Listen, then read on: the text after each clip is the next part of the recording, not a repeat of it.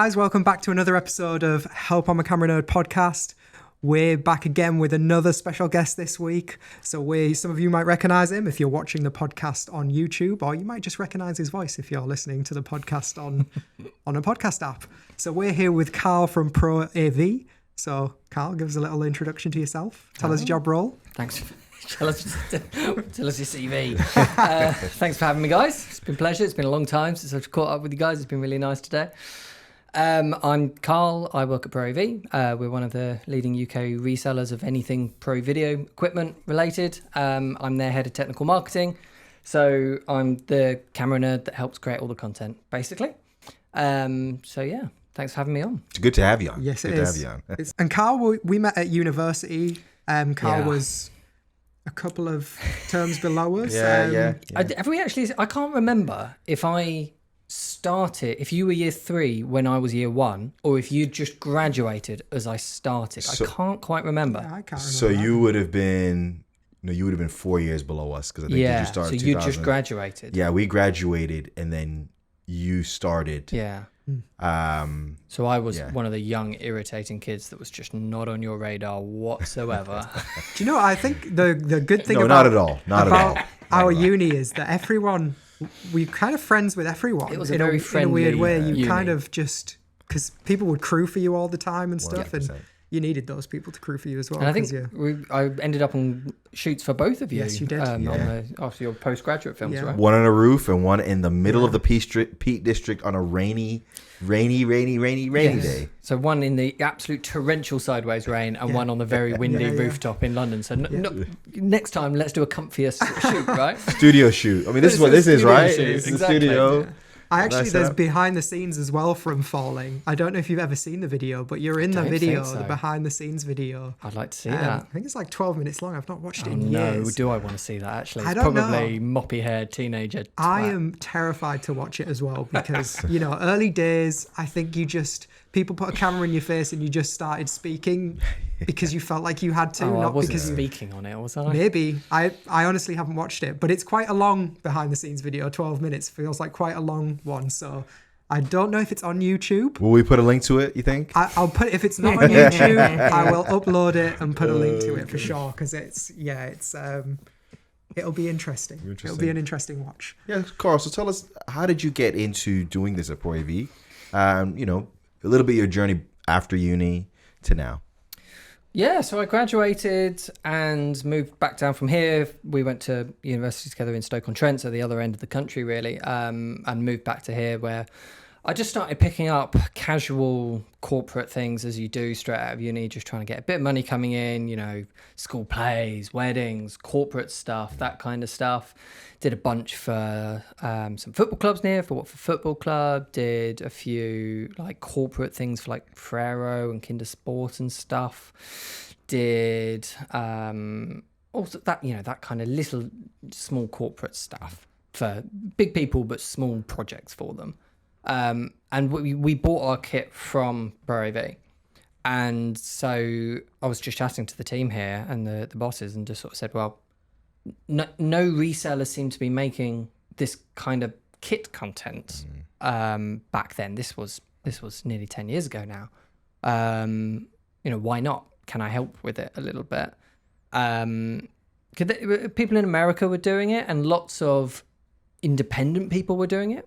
But it just made so much more sense for a company that was a reseller that had access to all this kit. It's in the company's interest for our customers to be as clued up on the equipment as they possibly can be. They make their purchasing decision before even coming to talk to us a lot of the time nowadays. You make that kind of purchasing decision on YouTube. That's very much the world we live in now. And the writing was on the wall back then in a very clear way.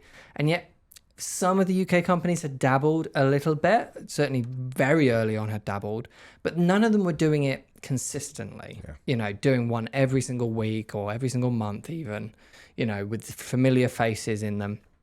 And the pitch at first was, here's a list of videos I think you should make. And they looked at it and went, yeah, absolutely. That sounds really good. Just, I don't need much budget. I've got to find a presenter from somewhere and I'll get someone on camera to talk about this stuff. I'll write the script for them, but they can be on camera.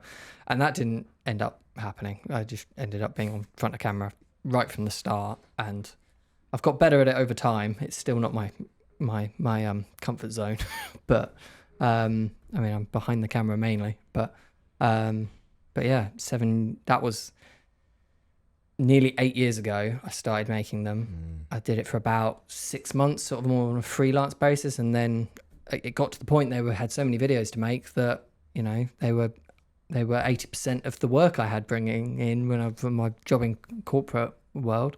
And so it just made so much more sense for them and for me. It's cheaper for them probably, and meant that I had a nice, safe, comfortable job and all the rest of it. And so to move to being employed here full time, and it's great. You know, it's I always was the camera nerd, and you know, to be able to have a job where I'm talking about that day in, day out, every single day is lovely. It's really nice. So let's just jump back a bit to what did, like, kit wise, what did you start with and to where you are now, I suppose? How far back?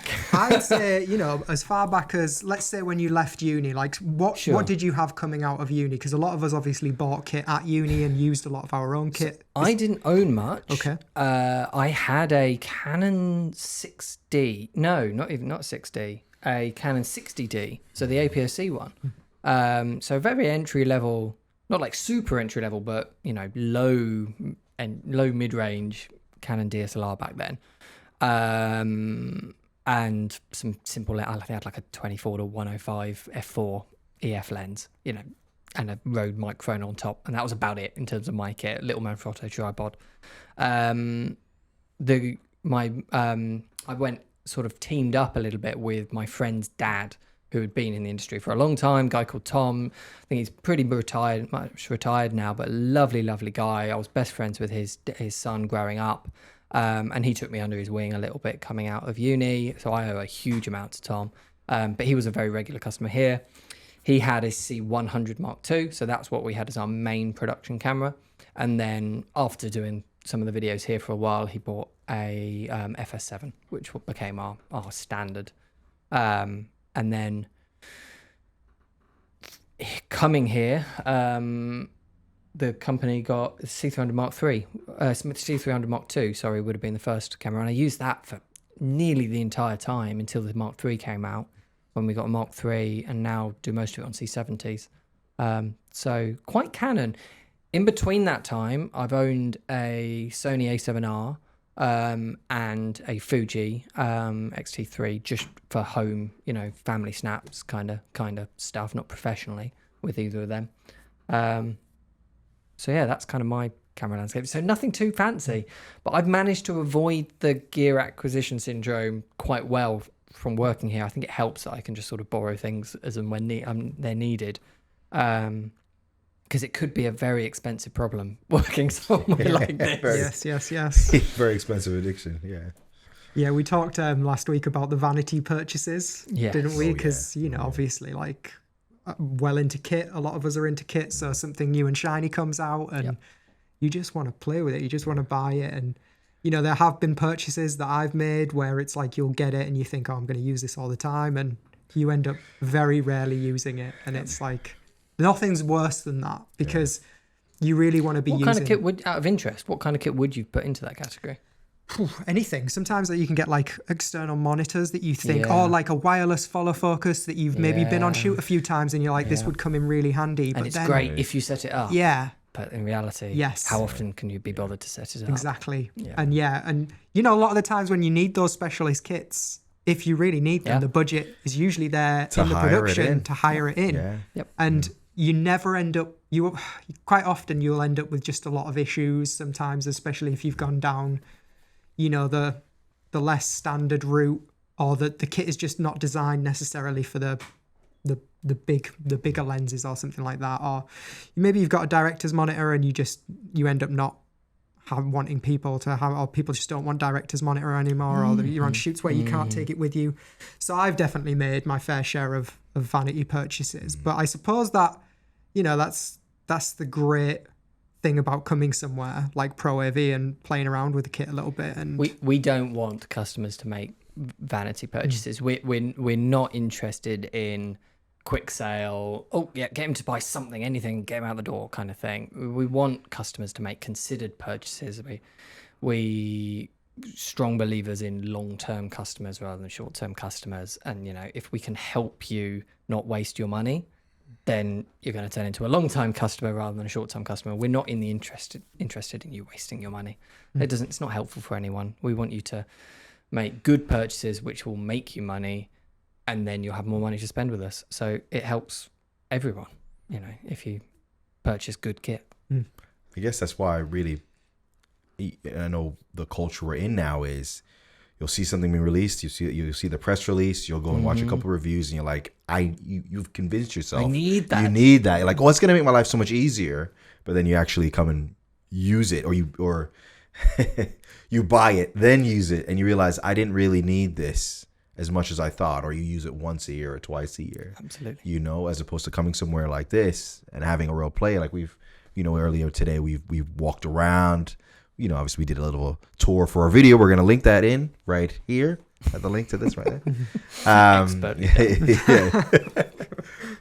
But it was nice to even hold some of the cameras, you know, that you've read about, and you now have the chance to rent or obviously buy because you're not millionaires. So it's just nice to be able to have that tactile approach with equipment, I guess.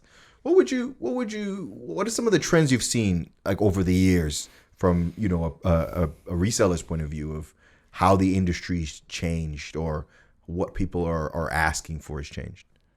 Massive trends. The camera landscape has changed so dramatically in the time that I've been in the industry. And, you know, I've got colleagues here who've been in the industry for 30, 40 years. And, you know, in their time, it's changed unbelievably. But even in my sort of 7 years in the industry, it's changed massively. You know, when I started, it would have been FS5 had just come out. The FS7 Mark 1, it would have been C300 Mark 2. The C200 was launched. I did the launch videos for that, so it would have been C100 Mark.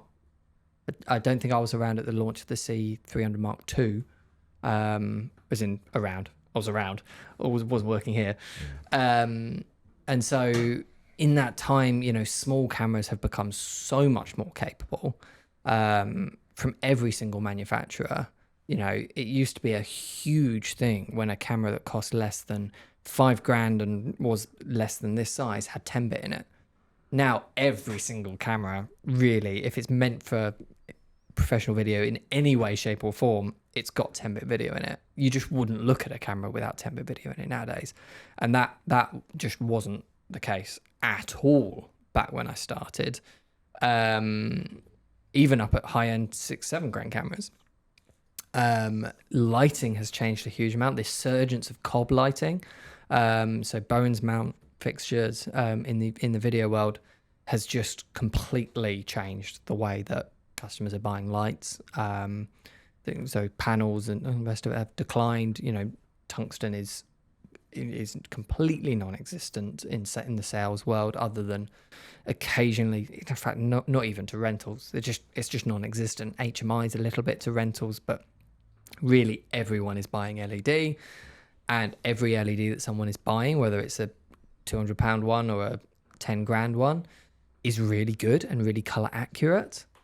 Like in my first few years here, we came across the LS 1380 panels, which were 2x1-ish sort of panels, about £400 they cost back then, just under 500 maybe, and they had good color accuracy. And that was a giant deal, because to get good color accuracy in an LED panel that wasn't green or magenta tint, you had to be spending on a sky panel thousands of pounds. And so coming along with a £500 light that could do that was unbelievable. And nowadays, literally every single light, it's the same thing as the 10-bit. Every single light that comes out has got good color accuracy. Sort of TLCIs of 95 plus on everything. Audio hasn't changed a huge amount. A little bit with the sort of wireless senders like the Rode Wireless Go's and Holyland Lark Max we were looking at earlier. That sort of thing has come along, but hasn't changed things too much. We're still using lav mics and wireless transmitters. We're still using condenser microphones, shotgun microphones, that kind of stuff. So that's much the same. Yeah, there's a few things that the principles stay the same in terms of equipment, but there's certainly been some big trends. Raw video, big thing. Yeah, it feels like weird for a camera not to have video. That. Yeah, exactly. And people's insistence that they need raw video is another big thing. I think really it's interesting seeing how the mid-end has changed. Massively. Like I remember the company I used to work for, they invested $15,000 in a camera and lens packages. So no tripod, and that was what it was. And it was a really good camera. And just stills lenses with like a mount to make it work with the camera we had. Now, if you had $15,000 to spend, you wouldn't just buy a camera body and lenses. You could get, some fantastic lights. You can get a really good camera package with lenses for camera, lighting, audio package, tripod package, everything. It's incredible. Probably. It's incredible, really. So it's like, but I think the mid end is what is really, or you can say the low end, quote unquote, low end has really picked up, because now you're seeing brands that you wouldn't normally associate with high quality equipment. We looked at, and it's no offense, Godox lights are great. It's no offense. I know, it's like I'm an Aperture guy, or I bought Aperture stuff, but just seeing that NOLED stuff that we looked at earlier today, that's like an ARRI quality, build quality there, and that wouldn't be weird to see on set on a commercial or in a film or narrative. It's just a really good bit of kit, and so it's just interesting seeing how that changed. Little eye footage things I showed you as well. The color accuracy on those, but if you get a color meter and measure them, is more color accurate than any professional light I've ever tested. And it's a £400 light or something like that. It's not expensive. No, yeah. It's effectively low end equipment. It's remarkable, some of the things that the companies that aren't the traditional big companies in the industry are doing. Yeah, when we started out, like, I used to get a lot of like the cheaper stuff, obviously, because that's the only thing you could afford. And cheaper used to mean like worse build quality, and it just didn't feel quite as, good. And now it just feels like the stuff that's being made, it's all of a good build quality. You wouldn't pick up anything and think that's cheap equipment. You would hold it in your hand and think, no, I wouldn't even question that. I wouldn't second guess it at all. That is something that I would happily see on set and pick up and use. And some of the lights out there, just like, the flexible panel and stuff like that, just how much of a benefit some of that would be on set for, ease of rigging, where you can use it, how you can power it and stuff like that is just, there's everything is changing. Lighting, especially, I feel like, there's so many more options now for you to buy. We were talking about the first LED panels I ever bought. Oh, man. And they were just terrible build quality, but they were £700 for two. Or they weighed a ton. Just bi-color V-Lock panels. Probably with a massive green or magenta tint. Yeah, absolutely. They were terrible quality, but they were the only option. Can you remember what they were out of interest? Oh, no. I remember. But I imported them from China. So sure. I mean, not that that's a lot of this kit is made in China, but obviously. Now, like I said earlier, the 1380 from LS, it's a Chinese light. Yeah. But it was like gold dust. We'd found one that was well built and didn't have a green magenta tint. So it was like, this is amazing. Yeah. But some of them were really. Yeah. And those. No, sorry. No. So I was just gonna say, like, do you think obviously the move away from the traditional brands, because there are people who they trust, like it's got to be an ARRI or it's got to be a light panel. It's got to be one of those brands. Do you feel like, is that still exist in that space with your customers, or are you finding that people are tending to trust more of those brands that you wouldn't have in the past associated with the highest end build quality? Are you seeing more of a change in the market to that, or people still stuck in their ways? I think it still exists. I mean, I think as a whole, the UK market is quite a reserved market. If you compare us to, say, the American market, they tend to be much more enthusiastic about newcomers, maybe is a way to put it. Much more excited when they find something that no one else is using. Oh, this thing, and get excited about it. We tend to be a little bit more, as a whole in the industry, reserved and untrusting. And you see that time and time again. And as soon as you don't have to worry about money quite so much, if you turn into the rental companies and that kind of stuff, yeah, brand name becomes everything, and they'll buy a product that is worse because it's got the brand name on it. We see that they would rather have a cheaper battery from a good brand than a higher spec battery from one of the smaller ones. That it definitely happens in some areas more than others. Cameras, it happens massively. Lights, less so. People tend to be quite adopting. I think it helps that light panels and Arri, Kinoflow, that kind of brand, they tend to stay in their lane a little bit with lights, and so you don't necessarily find Arri releasing a tube light or light panels releasing a huge cob light, that kind of thing. And so they tend to just stick in their lane a bit. And so if those customers that would be, I only use Arri lighting, if they want tubes on set, they're going to have to look at an Astera or an Aperture or a Pavo tube or whatever, because they can't get one from Arri. So that encourages it a little bit. Everyone's excited about it. It's just there's a difference between being excited about kit and actually putting your money where your mouth is and buying it and investing in it. So let's just go back to the cameras a little bit, because I'm interested to find out what I know that you haven't necessarily personally bought stuff, but you obviously, you look at a lot of equipment here, you review a lot of equipment. So what are some of the things you look for? You get a new camera in, what are the things that you do to test that camera, to put it through its paces? What do you look for? I mean, it massively depends on what kind of camera it is. Because I'm quite lucky that I get to test each sort of iteration of the camera, I tend nowadays and kind of know what I'm looking for in each camera depending on the brand before it arrives. If I get a new Sony camera, I'm looking to see how it improves on that thing that Sony did before. Or if I'm getting a new Canon camera, has it changed this thing or that thing, or it depends on brand a little bit. I mean, the staples are there for every single camera. Dynamic range, autofocus is a huge thing for customers nowadays. Physical ergonomics and ports and batteries and how many card slots it's got, all the physical stuff. Rolling shutter is becoming quite a big one nowadays. That's becoming a bit of a trending topic, as people want to know the readout speeds of a sensor when they're buying it. Yeah, I mean, it depends. It also depends how long I've got to make the video. A lot of these things are made in a real rush, especially the ones that come out on embargo launches.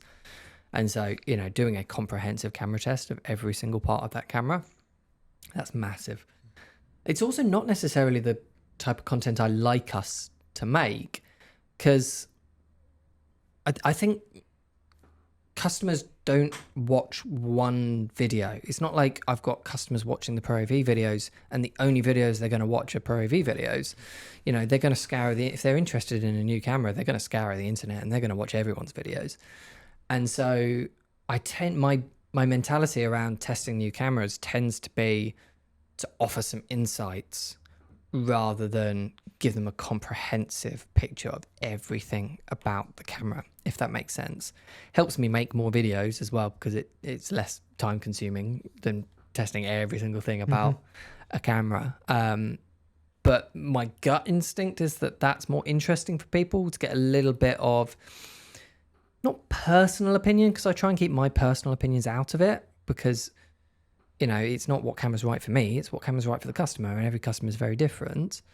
But we've got quite a unique perspective on cameras, because we have to talk about all camera brands sort of give them equal coverage, and we have to be talking to multiple different customers. Like, even just between you two, what's the right camera for one of you is not going to be the right camera for the other one.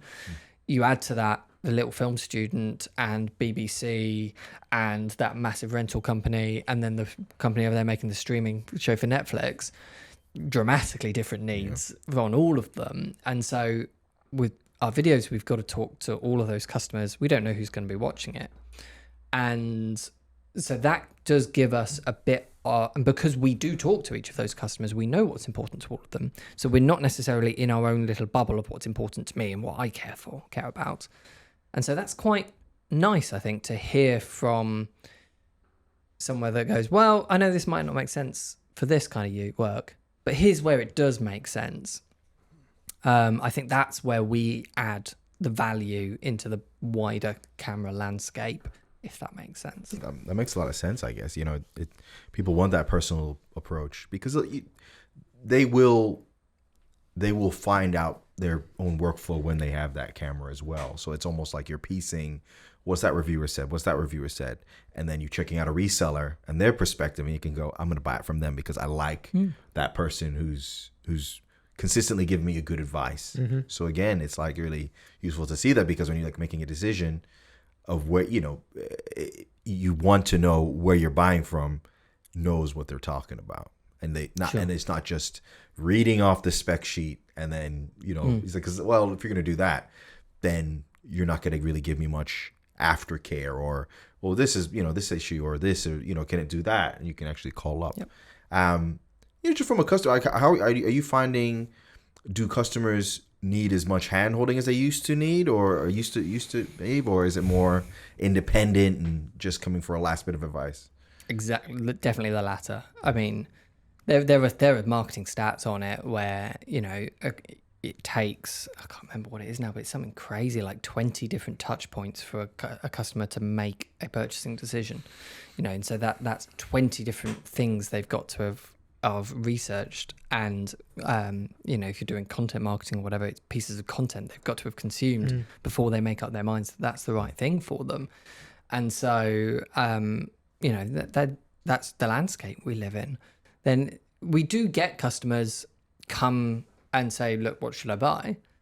But they tend to already have some preconceived notions. I'd say a lot of customers make their minds up before coming to talk to us, and that's through the YouTube videos that we make and what other people make online. And then they're just looking for that little extra bit of validation. Am I looking in the right place? Does this make sense to you? You know. That's right. I was going to ask about, well, I wanted to talk about, because when we were talking about brands and people being skeptical or maybe unenthusiastic about investing, but excited about looking into. I know you guys are the only reseller of Kinfinity in the UK. Sure. And when I look at that camera, you see a lot of what you want it to do. It's got, you know, flexible mounts. It's a, you know, a tiny box, ergonomic shape that everyone wants your camera to be a box now. Different recording formats, loads of different outputs. Talk a little bit about that. Let's talk a little bit about that and how you're, you know, it gets advice to customers, but then also, has the reaction to that camera surprised you, or what would you say to people who are not sure about it and think it's just a random Chinese company? I think it's a really interesting one because, like I said earlier, it's that reserved market in the UK, and so taking on a Chinese camera brand is always going to be an uphill struggle. And, you know, do either of you own Kinfinity camera? They're hardly commonplace on sets no matter where you go, are they? And yet we've got customers that are so into them, like really like avid spokespeople for the company, which is just fantastic.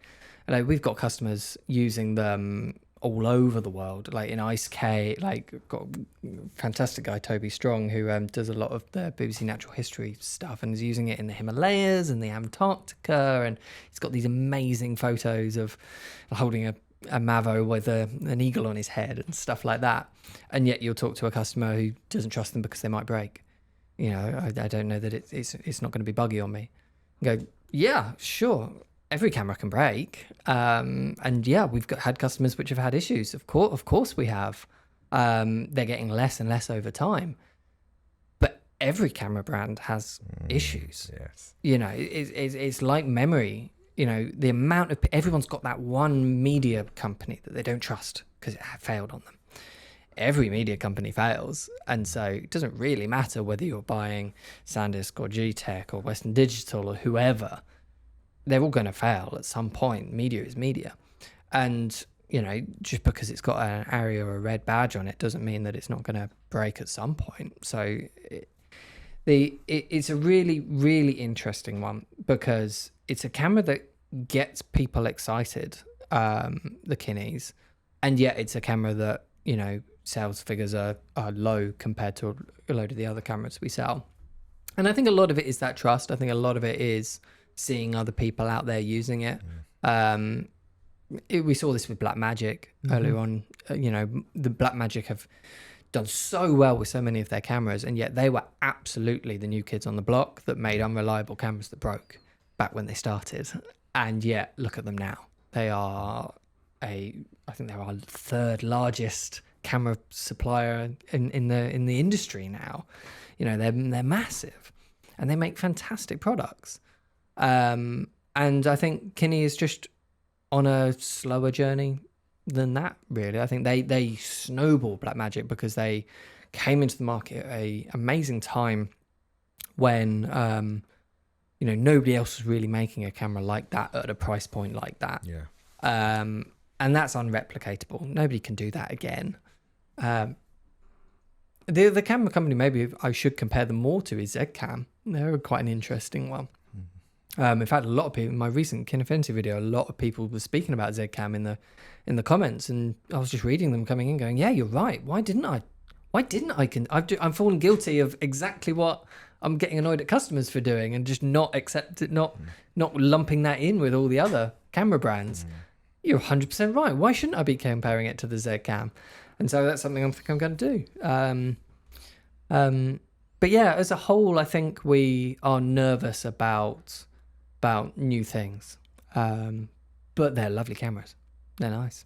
Yeah, it is difficult, isn't it? It's very difficult. I think, you know, it was a bit easier for Blackmagic maybe because of DaVinci, and they'd already had that kind of brand name recognition a little bit. They brought out cameras before they had DaVinci. Did they? So Resolve came later. Yeah. Really? Yeah. Because I obviously knew about Resolve, I think, from quite a long time ago. But yeah, and then obviously like the very early 4K camera and the very early Pocket as well. But Looked strange, but it was worked well. Very didn't it? small. Yeah, it didn't. It was not something you necessarily have on a big production. Thinking about it, I think they might have had Resolve first, but I don't think they'd made the move to make Resolve sort of free and really start pushing it and everything. I think so.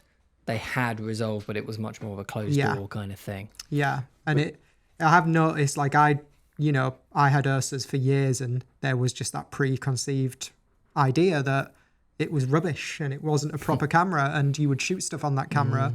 And people that didn't know would just assume that it was shot on an Alexa or something like that because they had no idea. The image looked great. Yeah, and you were, even to this day, like before I left Blackmagic and changed cameras, you were always fighting. And, you know, one time maybe the memory card, you know, bugged out or something, and which I know has happened on Alexa as well. And it's like, but for some reason, people will forgive Alexa, but they won't forgive Blackmagic. Couldn't be Red's fault. No, it's Blackmagic's fault if that memory card goes wrong. And it is this industry definitely, like you said, the British industry, film industry, and, you know, television industry. It's just less forgiving, but America seems to be a lot more accepting of that new tech. And when you watch videos and stuff, when you're doing the research on those cameras, it's never English videos you're watching. I think maybe there was one guy, and I forget his name, that did Blackmagic videos, and the rest of the stuff I was watching was all American, Australian, or something like that. So yeah, it's good to see that more stuff is coming out and people are branching out a little bit, because Kinefinity has been on my radar for years, and you know, Have you ever shot on one? I've never shot on one. We'll have to arrange it. Yes, we will. But I've been watching the videos, and you know, it's one of those cameras that you look at the specs and you're like, that camera looks amazing on paper. Like, why am I not necessarily? What's holding me back from kind of taking that? You always put your own biases, like, oh, I wish it was this brand making it, but it's like, well, it doesn't matter. You could just try it out. What are your biases? I'm interested. You know, you say wish it was this brand making. I mean, you want a Blackmagic badge on the side. I mean, it's like, I mean, not really. I mean, it's like, for me, I know I just want something that's easy to use, that I always say doesn't get in the way. You know, simple menu, UI system, and a nice bunch of codecs. Obviously, Apple ProRes. See, to me, you're describing a documentary camera. You're describing a run and gun camera. You're describing a Canon C70 or an FX6, that kind of camera. Yes, but then I also love RAW. And I also love the flexibility of RAW and post. And C70 as I yes, could be. But that's one reason why I stick with. Well, I love my 6K Pro. I just hate the shape of it, hate the battery life of it, and I hate the mount. Hate's a strong word. I just wish it was more flexible because I like to experiment with PL glass. And that was before I had my 6K Pro, because unless I do the modification, I can't do that. So when I see the Confinity, that's what I really like about it, because I tend to use my documentary cameras. Well, I tend to use cinema cameras and documentary camera configurations. That's why I prefer to do it. I love getting the highest quality image in shooting in ways that you would normally do on a mirrorless or DSLR or a normal documentary camera. I love doing that. So it's like my ideal camera would be an Alexa that's like weighs like 5 pounds, right? So it's like I wanted to have all that great image quality, the great depth, having the internal NDs, but then it's like it has a nice weight to it. I actually like my cameras a little heavier in the hand, but I just want to be able to hold them in a certain way that allows me to, shoot it from the hip. What's the certain way? You shoot from the hip, handheld like that? Yeah. C70. I have to try it Demo out. done. I think for me, like if you've ever been freelance in London and you're competing with a lot of other people and you're looking at those job postings on like Mandy or something like that, Sure. and you realize that people aren't even going to consider you unless you've got a camera that they've specified, and you're having people asking you for that camera who aren't DPs, who don't know anything about cameras. They've just decided that's the camera they want you to have. What are the cameras that they're FS7 a lot of the time. Still. Yeah, Alexa, Red. Never a Blackmagic, basically. No. And I had Blackmagic, and what I was finding a lot, the kind of work I was doing was there was that bread and butter where you would do, corporate here and there to make a bit of money. But then also there were bigger, more interesting stuff where you wanted a cinema camera. So I wanted the flexibility of being like, okay, well, I need something like ProRes 422HQ or RAW would be ideal. But I also need the flexibility to go from cheaper lens solutions to PL. So ideally I want a lens mount that I can swap out and a camera that I can rig up when there's going to be, a bigger crew. There's going to be 3 people around that camera. There's going to be one pulling focus, one that just assists, and then there's the operator as well.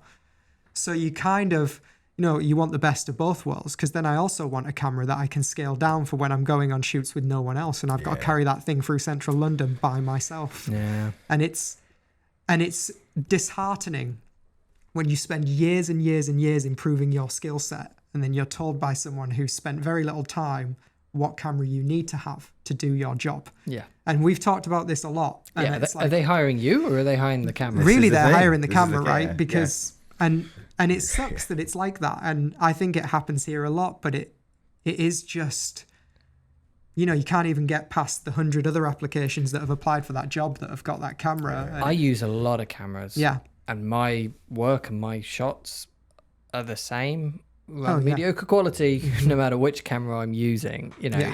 It's you that's creating that image, not the camera. The camera is a tool, and if the camera has the right features to enable you as the creator to create that image, then amazing. You're going to create amazing images. But if you hand an amazing camera to someone who can't use it, they're not going to create amazing results. Yeah, it's surprising. That's the obvious. That is the obvious. But there's too many people, producers. I won't even say clients. I think it's producers that know a little bit, but they don't actually know much at all. I mean, I'm in the fortunate position that I have my own production company. I run my own production company. So it doesn't matter what we shoot on. If my DP says, we're going to shoot Alexa 35, great. Well, sure, why not? How much does it cost? Great. If I can afford it. But but then if you're saying, oh, actually, no, I think we should just shoot on the S5 today, because we need the shots we need to get, it's going to give us the good quality. I'm going to trust the person I've paid to do that. I'm not going to then insist it. Obviously, knowing cameras well, I have my, biases, or I might say, oh, can we shoot with something that shoots raw? Then I have that, if I need, depending on the project. But besides that, why am I dictating to the expert in the person that expertise. Why am I dictating the camera format? You know, especially if you don't necessarily know what is needed for that job. If you're not someone who is is a camera operator, you know, just look at Sony's lineup. You know, say you've got the FX6, the Venice, and an A7. There are jobs where I will create better work with an A7 than with a Venice or an FX6. And there's jobs when I'm going to take the FX6, and there's certainly jobs when I'm going to take the Venice and not even look at the other two. And so why are you forcing me to have a Venice on a job which is better off with an A7 or an FX6? You'll end up with a better project. Yes. It's backwards. And if you translate that to any other industry, it immediately becomes nonsensical. If you look at like the music industry, you know, it's fair enough to say it needs to be recorded at this quality, it needs to have, you know, this many tracks and be this kind of sample rate for the audio file for the music that you're delivering to me. But is that it? Is all music that's recorded at the same kind of quality? No. No. There's a million different things of the creative side of making a good piece of music that has got nothing to do with that. And it's the same thing in video. Yeah, it is. Know what? Yeah, I mean, it's funny because even down to shooting, you'll go on shoot sometimes and you'll set up a shot and you'll be like, right, we'll do it here. And the client will walk in and go, actually, I think we should do it in front of the TV.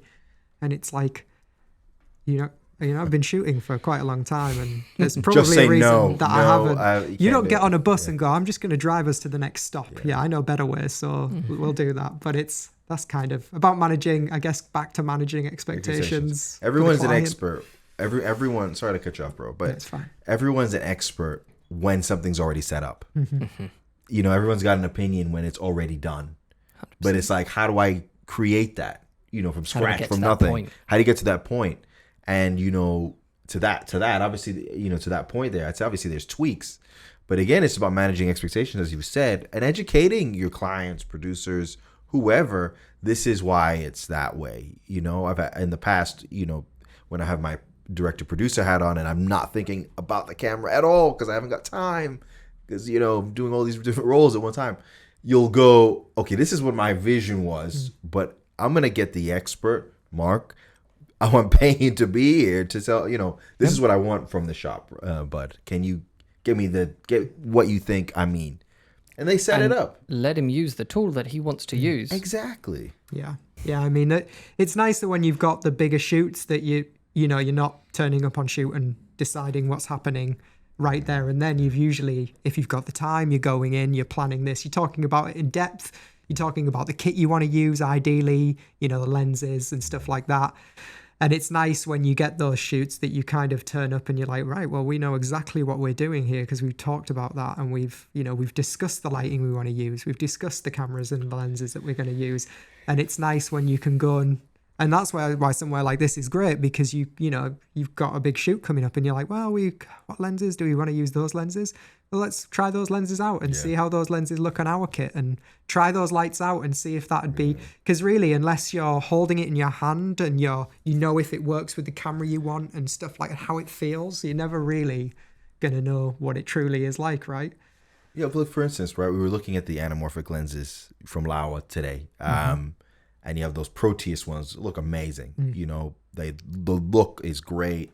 Looks like something you'd have seen Die Hard shot on, for instance, right? You know, that's my reference, Die Hard. But it's like, you're like, okay, this is not, you know, for a run and gun narrative, that's probably not the right set of lenses because they're really heavy. You know, you're going to, you can't move without your first AC there. But then you're thinking, okay, what's the other anamorphic option? By the same brand, we looked at those nanomorphs that are really small, compact, lightweight. It was unbelievable when we looked at it. It is. And you're thinking, okay, if I've almost got like a documentary hybrid narrative shoot and I need to be a more run and gun with, or it just needs to be, you know, I need to move quicker, not necessarily just a handheld look, you could say, okay, that look is close enough as maybe some stuff we could do in post to get it the rest of the way. Maybe that's the better tool. It's about an entire package. Exactly.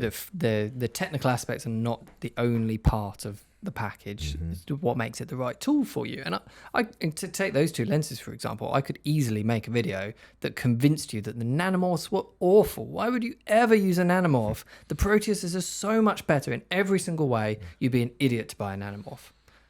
And yet, as you pointed out, in 30 seconds picking them up there, yeah, they might be awesome, but I can't use those on quite a lot of my jobs just simply because of the size of them. Whereas that nanomorph, I can take a set 5 with me everywhere I go.